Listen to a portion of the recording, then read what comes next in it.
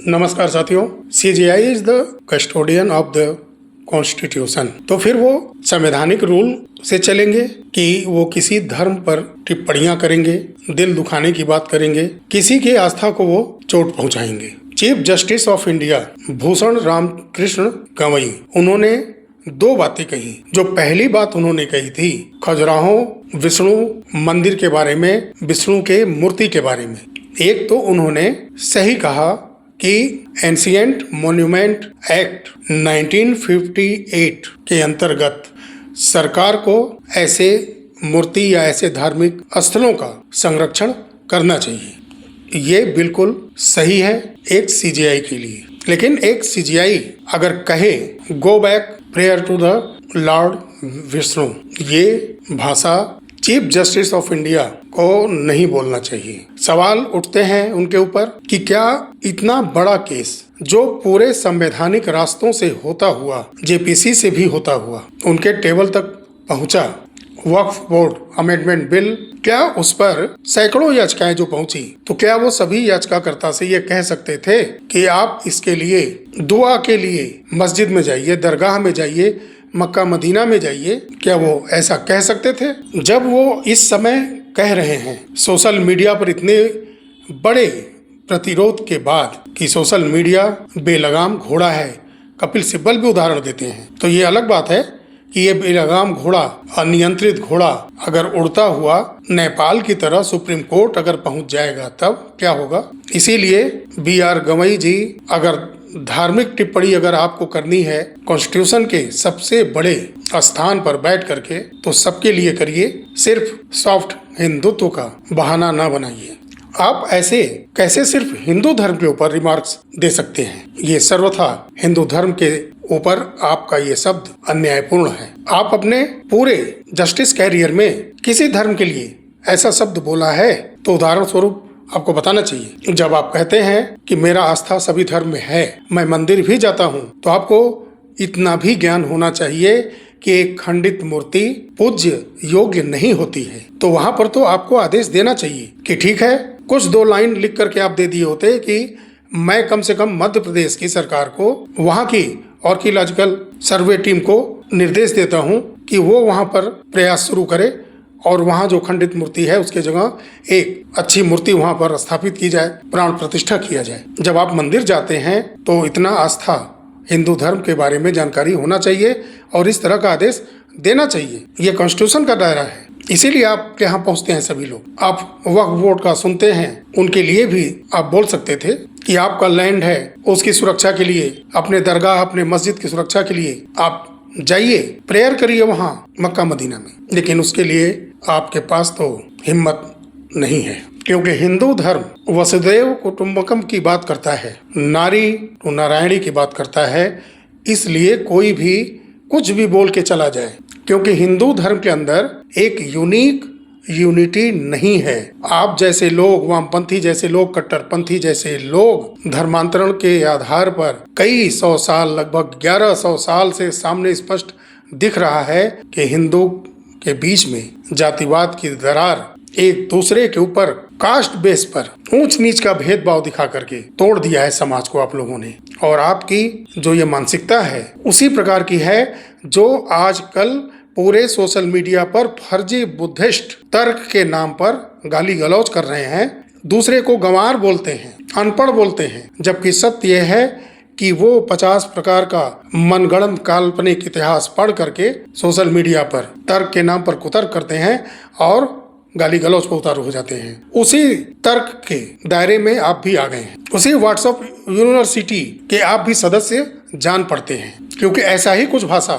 लगातार social media पर बोला जा रहा है। ऐसी तल्ख सख्त टिप्पणी जसवंत वर्मा के भ्रष्टाचार पर, घुसखोरी पर नहीं करेंगे आप झूठ बोलते हैं कि झोपड़पट्टी में बहुत ही गरीबी से पढ़ करके आप सीजेआई की कुर्सी तक पहुंचे हैं। ये आप सरासर झूठ बोलते हैं कि नहीं? 30 साल तक आपके पिताजी विधायक रहे, रामकृष्ण सूर्यभान जी, और फिर कांग्रेस के ही अनुकंपा पर वो राज्यपाल भी बने, तो 40-45 साल वो राजनीतिक में थे। किस तर्क से आप ये बोल दिए कि इतना गरीबी, इतना निम्न स्तर से उठते हुए आप पढ़ाई करके आए हैं? क्योंकि आपके जन्म के 4 वर्ष के बाद ही आपके पिता विधायक बन गए, तो कैसे आप ऐसे कह सकते हैं। कैसे पूरे देश को आप एक सच्चाई से रूबरू कराने की बजाय स्वयं के ऊपर झूठ बोल करके गुमराह करते हैं आम भारतीय को। सारे संवैधानिक सिस्टम को संरक्षित करने का, सम्मान का, देख रेख करने का आपका जिम्मेदारी है। जम्मू कश्मीर के अंदर जब फाउंडेशन स्टोन पर लगे भारत के सम्राट अशोक से जुड़ा हुआ स्मृति चिन्ह भारत का जब तोड़ करके निकाल दिया गया तो क्या कर रहे थे आप? कड़ा विरोध हुआ। उसका रक्षक कौन है? आपकी भी जिम्मेदारी है ना। देश के आप सीजीआई हैं और देश का सर्वोच्च स्मृति चिन्ह तोड़ दिया गया, तब उस धर्म के कट्टरता के बारे में आपके मुंह से एक लफ्ज नहीं निकला।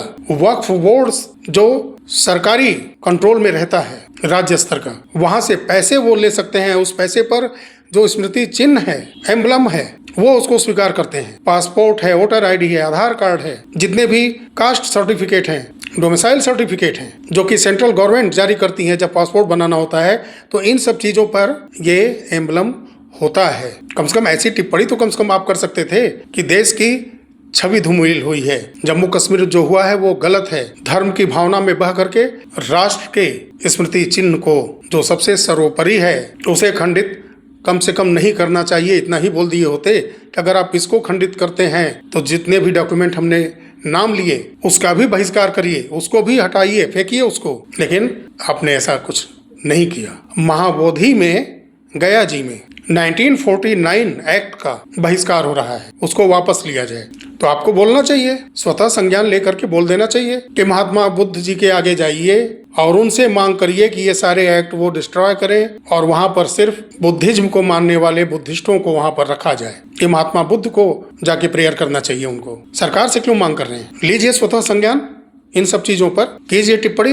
देश के उस स्थान पर हैं जहां से कि पूरे भारत को आप एक नई दिशा दे सकते हैं, तो सिर्फ एक धर्म का दिल दुखाने जैसा बात आप कैसे कर सकते हैं? और आप देश के राष्ट्रपति जी के जो 14 क्वेश्चन आपसे किए गए थे, उस पर रेफरेंस मांगा गया था। उस समय एक टिप्पणी आपने, जब नेपाल में घटना हो रही थी, तो आपने कहा, उदाहरण दिया सरकार के सामने कि देखिए नेपाल में क्या हो रहा है।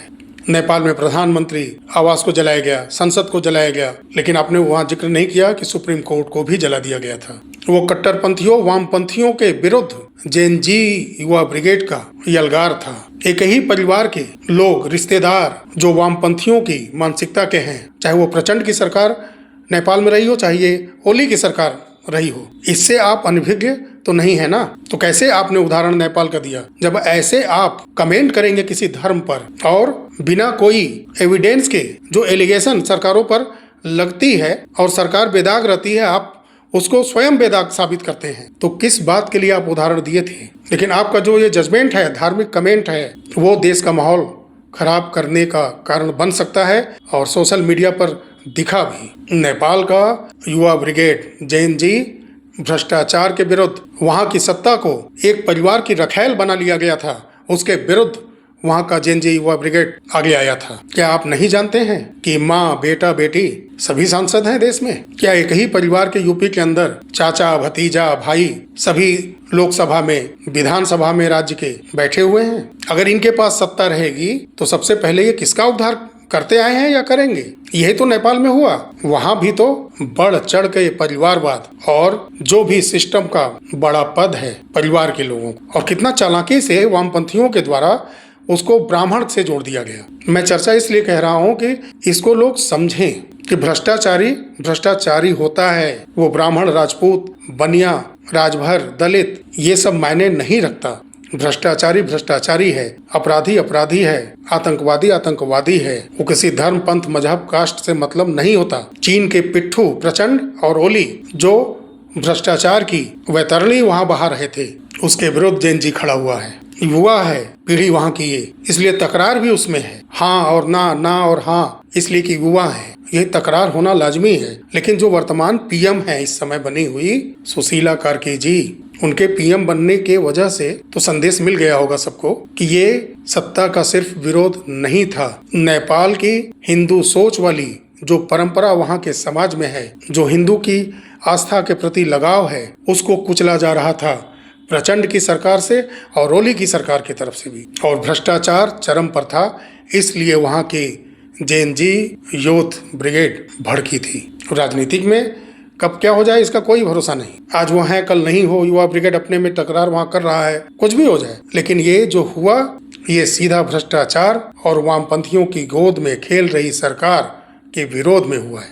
और यहाँ सिर्फ सत्ता पक्ष ही नहीं, विपक्ष को भी सचेत होना चाहिए कि इतिहास आपका जब युवा जानेगा और आपके द्वारा लगातार झूठ पर झूठ परोसा जाएगा। जब यहाँ का जैन जी का नाम राहुल गांधी जी लिए हैं ना, तो जब यहाँ का युवा भड़केगा तो वो भी परत दर परत इतिहास को खंगालेगा और न्याय करने के लिए जब निकल जाएगा तो सब लोग बच करके रहिएगा कि इंसाफ सबके साथ होगा। फिर भड़का रहे हैं ना काफी दिन से आप लोग यहाँ के युवाओं को, एक ही घर के 3-3 सांसद, 4-4 सांसद, 3-3 विधायक, 4-4 विधायक। आप सोचिए कि उनके घर में सिर्फ एक विधायक होता, एक सांसद होता और ये सारे पद आम गरीब पिछड़े लोगों के बीच से कोई चुन करके ये पद लेकर के गया होता, तो उसका काम करने का तरीका उसके पास और समय होता।